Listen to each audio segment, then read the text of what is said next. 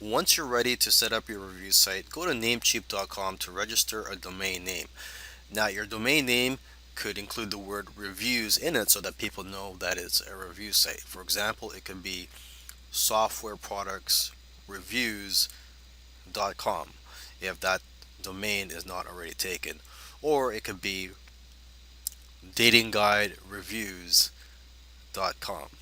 Okay, and once you get a domain name registered, you're going to want to host that website. So go to hostgator.com. That's what I currently use.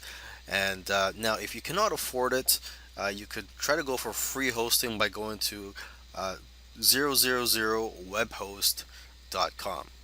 Okay, and once you have your site up, you can install WordPress using HostGator's one-click install. Okay, um, now if you're not using HostGator or if they don't have a one-click install, you could also go on YouTube and watch some video tutorials that teach you how to install WordPress.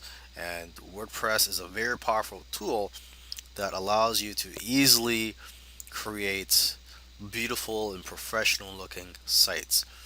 Okay, so once you have WordPress installed, you're going to want to shop around for a WordPress theme to basically structure your site and have it and give it a more professional look.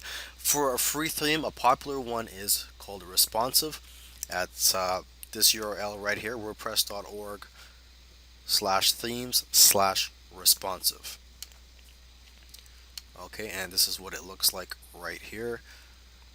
Just click on preview.